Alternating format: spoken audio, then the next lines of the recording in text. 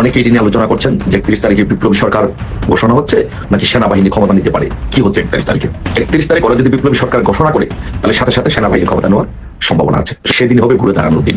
সংবিধান যদি বাতিল করে দেয় সাথে সাথে রাষ্ট্রপতির পদটা খারিজ হয়ে যাবে অবৈধভাবে। দেশ কি আওয়ামী লীগ এবং বিএনপির যৌথ আন্দোলনের পথে যাচ্ছে? এই প্রশ্নটা কোথায় থেকে উদয় হলো? এই প্রশ্নটা কোন দিকে যাবে পারে, যে আলোচনাকে উস্কে দিয়েছেন প্রখ্যাত সাংবাদিক খালেদ মহিউদ্দিন। কিভাবে বিএনপি আওয়ামী লীগ একসাথে হতে পারে, একজোট হতে পারে? রাষ্ট্রপতি বাতিল হয়ে যাবে এবং ইউনূসের শপথ সেটাও বাতিল হয়ে যাবে এবং যারা উপদেষ্টা তাদের শপথ বাতিল হয়ে যাবে। অর্থাৎ বর্তমান যে উপদেষ্টারা আছে তারা সম্ভবত বাতিল হয়ে যাবে, যেহেতু 158 জন সমন্বয়ক শপথ নেবে। সুতরাং এরা বিভিন্ন উপদেষ্টা পদে হয়তো যা বিপ্লবী সরকারের ইয়েতে সংবিধানে এদেরকে কি নামে আখ্যায়িত করা হবে সেটা এখনো স্পষ্ট নয়। তবে সংবিধানকে পরিবর্তনের ইস্যুতে এর আগে তাদের দাবিটা মুখ থুবড়ে পড়েছিল। এবারও 31শে ডিসেম্বর যেই বলা হচ্ছে যে সংবিধানের কবর রচনা করা সহ আরো বেশ কিছু বিষয় এখানে ঘোষণাপত্রে আসতে যাচ্ছে। নামাজের সময় দেখানো স্ক্রিনে ভেসে উঠল জয় বাংলা আওয়ামী লীগ আবার ফিরে আসবো লেখা। এটি দেখার পর উত্তেজিত হয়ে পড়ে মুসলিম। আসসালামু আলাইকুম দর্শক, নতুন একটা সংবাদে আপনাদের আবারও স্বাগতম। দর্শক, বর্তমান বাংলাদেশের যে রাজনৈতিক অবস্থা এবং যে প্রেক্ষাপট চলছে তারই আলোকে কয়েকটি ভিডিও নিয়ে আপনাদের সামনে হাজির হয়েছি। দর্শক, ভিডিও শুরুটা দেখে হয়তো বুঝতে পেরেছেন আজকের খবরটা কতটা গুরুত্বপূর্ণ হতে চলেছে। তাই যারা ভিডিওটি অন করেছেন তারা না টেনে পুরো ভিডিওটি দেখতে থাকুন, তাহলে মূল বিষয়টি বুঝতে পারবেন। দর্শক, আর যারা এখনও আমার চ্যানেলটি সাবস্ক্রাইব করেনি তারা দয়া করে চ্যানেলটি সাবস্ক্রাইব করুন। তো দর্শক, বেশি কথা আর বলবো না, চলুন ফিরে যাই আজকের নতুন খবরে, দেখি কি আছে আমাদের তাজা খবরে। চলুন। যে আওয়ামী লীগের জন্য একটি ভাগ্য বদলের দিন। আওয়ামী লীগের ভাগ্য বদলের দিন হচ্ছে 31 তারিখ। সেদিনই আওয়ামী লীগ ঘুরে দাঁড়ানোর দিন। আওয়ামী লীগ ঘুরে দাঁড়াবে, কারণ 31 তারিখ যদি সমন্বয়করা বিপ্লবী সরকার গঠন করে, এবং সমন্বয়করা বিপ্লবী সরকার গঠন করতে চায়, কেন গঠন করতে চায়? কারণ সমন্বয়কদের এবং উপদেষ্টাদের যদি বাঁচতে হয়, একমাত্র রাস্তা তাদের কাছে খোলা আছে বিপ্লবী সরকার গঠন করে তাদের ক্ষমতাকে দীর্ঘায়িত করার। নতুবা নির্বাচন দিলে আওয়ামী লীগ ক্ষমতা আসবে অথবা বিএনপি ক্ষমতা আসবে। তো এই জন্য জামাত কিন্তু ক্ষমতা আসবে না, বা ইসলামিক দলগুলো কিন্তু ক্ষমতা আসবে না। এই জন্য বিশেষ করে জামাত ইসলামিক দলগুলোকে সাথে নিয়ে সমন্বয়কদেরকে প্রমোট করছে, পিছন থেকে ফয়েলিং করছে বিপ্লবী সরকার গঠন করার জন্য। এখন যদি বিপ্লবী সরকার গঠন হয় বাংলাদেশে, তাহলে বাংলাদেশের অস্তিত্ব হুমকির মুখে পড়বে। কিন্তু বাংলাদেশ সেনাবাহিনী কি সেই বাংলাদেশকে হুমকির মুখে দিবে? বাংলাদেশ সেনাবাহিনী কিন্তু হুমকির মুখে বাংলাদেশকে দিবে না। বাংলাদেশ সেনাবাহিনী চেষ্টা করবে, যেহেতু বাংলাদেশ সেনাবাহিনীর একটি গৌরবোজ্জ্বল ভূমিকা আছে, ইতিহাস আছে, সেই জন্য বাংলাদেশ সেনাবাহিনী চেষ্টা করবে যে বাংলাদেশটা যেন কোনো জঙ্গিবাদী বা তালেবানি গোষ্ঠী রাষ্ট্রের মতো না হয়। এই জন্য 31 তারিখ ওরা যদি বিপ্লবী সরকার ঘোষণা করে তাহলে সাথে সাথে সেনাবাহিনী ক্ষমতা নেওয়ার সম্ভাবনা আছে। এখন সেনাবাহিনী যদি ক্ষমতা নেয় তাহলে বিপদে পড়বে কে? বিপদে পড়বে উপদেষ্টারা, সমন্বয়করা এবং বিএনপি। কিন্তু আওয়ামী লীগের জন্য সেদিন হবে ঘুরে দাঁড়ানোর দিন। তো বিএনপির জন্য, বিএনপি হচ্ছে বর্তমান প্রেক্ষাপটে, বর্তমান রাজনীতিতে সবচেয়ে কঠিন বিপদের মধ্যে পড়ে গেছে বিএনপি। আপনি যদি বলেন যে ফাটা বাংলা ভাষায় যদি বলেন যে ফাটা বাঁশের চিপার মধ্যে পড়ে গেছে বিএনপিকে উভয় সংকট, চরম সংকটের মধ্যে পড়ে গেছে। যে বিএনপি চরম সংকটের মধ্যে পড়ে গেছে কি কারণে? দেখেন, যে যদি উপদেষ্টারা, সমন্বয়করা যদি বিপ্লবী সরকার গঠন করে তাহলে তাদের ক্ষমতা দীর্ঘায়িত হওয়ার সম্ভাবনা আছে। সংবিধান স্থগিত করে তারা বিপ্লবী সরকার গঠন করে 5 বছর, 7 বছর, 10 বছর থাকার চেষ্টা করবে। তার মানে হচ্ছে বিএনপিকে ভেঙ্গে, বিএনপির যেই নেতৃবৃন্দ আছে, বিএনপির যে ছাত্রদল আছে, তাদেরকে এই বিপ্লবী সরকারে নিয়ে, তাদের ছাত্র সংগঠনে নিয়ে বিএনপিকে ভেঙ্গে একেবারে নিষ্পেষিত করে পিছিয়ে দেওয়ার চেষ্টা করা হবে। কারণ বাংলাদেশের দল সবসময় দল থাকে দুইটা, একটা সরকার পক্ষ আর একটা বিরোধী পক্ষ। তাহলে সেক্ষেত্রে বিরোধী পক্ষ থাকবে আওয়ামী লীগ, বিএনপি একেবারে নিষ্পেষিত হয়ে যাবে, নিঃশেষ হয়ে শেষ হয়ে যাবে, তার কোনো অস্তিত্ব খুঁজে পাই বিপন্ন হবে। আর ওইদিকে বিপ্লবী সরকারকে পিছন থেকে ফুয়েলিং করবে জামাত এবং ইসলামী রাজনৈতিক দলগুলো। এই জন্য বিএনপি রাজনীতি আসলে হুমকির মুখে পড়ে গেছে, এবং তারেক রহমান বাংলাদেশে গিয়ে রাজনীতি করার যে চিন্তা, ভবিষ্যতে প্রধানমন্ত্রী হওয়ার যে চিন্তা, সেটি আসলে একেবারেই ঘুরে বালি হয়ে গেছে। কিন্তু যেই প্রেক্ষাপটই হোক না কেন, যেই ফর্মেটই হোক না কেন, 31 তারিখ কিন্তু আওয়ামী লীগের জন্য একটি চমৎকার একটি সময়, ঘুরে দাঁড়ানোর দিন। কারণ 31 তারিখে যে যাই হোক না কেন, 31 তারিখ যদি বিপ্লবী সরকার গঠন করে তাহলে সেনাবাহিনী ক্ষমতা নেবে। যদি সেনাবাহিনী ক্ষমতা নেয় তাহলে সেনাবাহিনী এসে কি করবে? সাথে সাথে সমন্বয়কদের, উপদেষ্টাদের এবং যারা বিএনপির নেতৃবৃন্দ আছে তাদেরকে গ্রেপ্তার করবে। আর আওয়ামী লীগ 31 তারিখে রাতে যদি এই ঘটনাটি যদি বাস্তবায়িত হয় এবং এই দিকে যদি যায়, তাহলে 31 তারিখে রাত্রে আওয়ামী লীগ বিজয় মিছিল করবে। যদি এই প্ল্যান মাফিক কাজ হয়, এটা যদি হয়, তাই আমি আওয়ামী লীগের নেতৃবৃন্দদেরকে বলবো এবং আওয়ামী লীগ এবং সহযোগী সংগঠনের সকল নেতৃবৃন্দদেরকে বলবো, সকলকে বলবো যে আপনারা সকলে বাংলাদেশের সতর্ক অবস্থায় থাকবেন, প্রস্তুতি নিয়ে রাখবেন। যদি এরকম কোনো উদ্ভূত পরিস্থিতি সৃষ্টি হয়, সাথে সাথে রাজপথ দখল করে নিতে হবে, সাথে সাথে বাংলাদেশে সব জায়গার মধ্যে মিছিল দিতে হবে। সেনাবাহিনী যদি ক্ষমতা নেই, সেনাবাহিনীকে সমর্থন করতে হবে। সেনাবাহিনীকে যেই 7ই নভেম্বর যেটি হয়েছিল, যেটি বিএনপি বিপ্লব সংহতি দিবস পালন করে, এইরকম কোনো পরিস্থিতি যদি সেনাবাহিনী যদি ক্ষমতা নেয়, তাহলে জনগণের কাতারে আওয়ামী লীগের নেতৃত্বে সেনাবাহিনীকে সমর্থন করে তাদেরকে সমর্থন করতে হবে। আর যদি সেনাবাহিনী ক্ষমতা নেয়, তাহলে প্রথম যে কাজটি করবে সেটা হচ্ছে স্টিম রোলারটা তারা বিএনপির উপরে এবং সমন্বয়কদের উপরে, কারণ তাদের সাথে তাদেরকে প্রতিহত করার জন্য সেনাবাহিনী ক্ষমতা নেবে। এই জন্য আমি বলবো যে সকলকে বলবো যে ওই দিনটি 31 তারিখ হচ্ছে আমাদের আওয়ামী লীগের জন্য একটি ঘুরে দাঁড়ানো, আর সেটি হবে 31 তারিখ হবে যদি সমন্বয়কারী যদি বিপ্লবী সরকার ঘোষণা দেয়, তাহলে বিএনপির জন্য একটি অশনি সংকেত, চরম অশনি। এই জন্য কিন্তু একটা জিনিস লক্ষ্য করবেন, আজকে দেখবেন রিজভী কিন্তু জামাতের বিরুদ্ধে স্টেটমেন্ট দিয়েছে।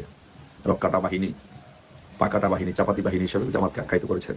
তার মানে হচ্ছে জামাত এই সমন্বয়কদেরকে পিছন থেকে পেট্রোনাইজ করছে বিপ্লবী সরকার ঘোষণা করার জন্য, 72-এর সংবিধান স্থগিত করার জন্য।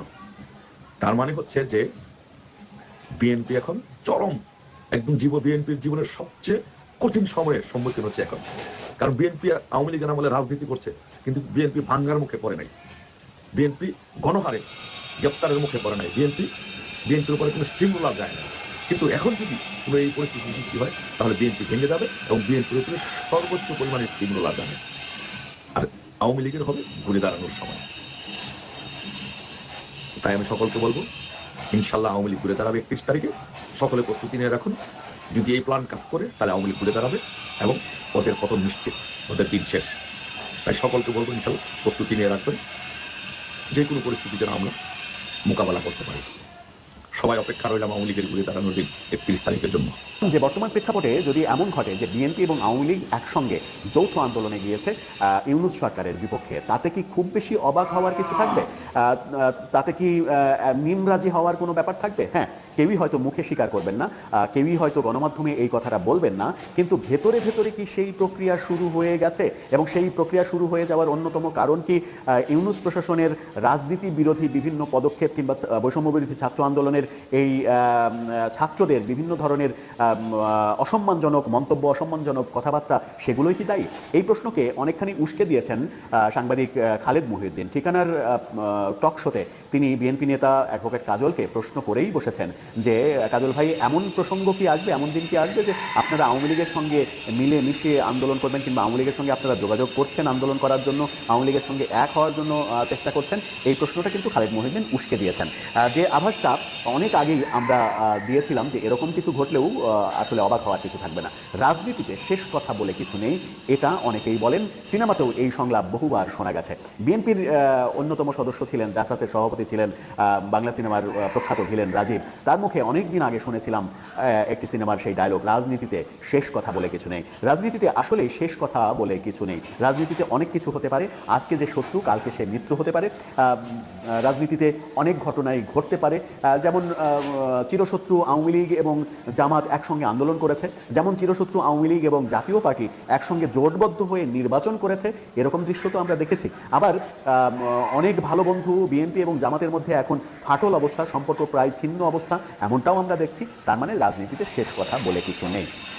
কেন এই প্রশ্নের উদ্ভব হলো? এই প্রশ্নের উদ্ভব হলো এই কারণে, যখন বলা হচ্ছে যে নতুন রাজনৈতিক দল গঠন করা হবে, নতুন রাজনৈতিক দল গঠনের আগে কোনো নির্বাচন করা দেয়া হবে না, এমনটাই মনোভাব। মূলত সংস্কারের আগে নির্বাচন করা হবে না, এবং উপদেষ্টারা পর্যন্ত বলছেন যে শুধুমাত্র নির্বাচনের জন্য, ভোটের জন্য আমরা আন্দোলন করিনি, আমরা রক্ত দিইনি। সেই প্রশ্নটাই অনেক প্রশ্নের উত্তর দিচ্ছে। তাহলে কিসের জন্য তারা আন্দোলন করেছিলেন, তারা রক্ত দিয়েছিলেন? এই যে ভোট হবে কি হবে না, এই আলোচনার মাঝে সরকারের একটা উদ্দেশ্য হতে পারে, কিংবা বৈষম্য বিরোধী ছাত্র আন্দোলনের একটা উদ্দেশ্য হতে পারে এই কথাগুলো বলার। সেটা হচ্ছে যে বিএনপি যেন ভোটের জন্য মরিয়া হয়ে যায়, এবং বিএনপি ভোটের জন্য মরিয়া হয়ে একসময় আন্দোলনে চলে যায়। বিএনপি যদি ভোটের জন্য আন্দোলনে চলে যায়, তাহলে তারা এরকম কথা বলতে পারবে যে দেখো, তারা দেশের ভালো চায় না, দেশের সংস্কার চায় না, তারা শুধু ভোট করে ক্ষমতায় যেতে চায়, এদেরকে কিভাবে আপনারা ভোট দেবেন? এই কথাগুলো বলার জন্য, বিএনপিকে পচিয়ে ফেলার জন্য এরকম কথাবার্তার ঢাল হিসেবে, এরকম কথাবার্তাকে ঢাল হিসেবে ব্যবহার করা হতে পারে, এমন কিন্তু বিশেষজ্ঞরা মনে করেন।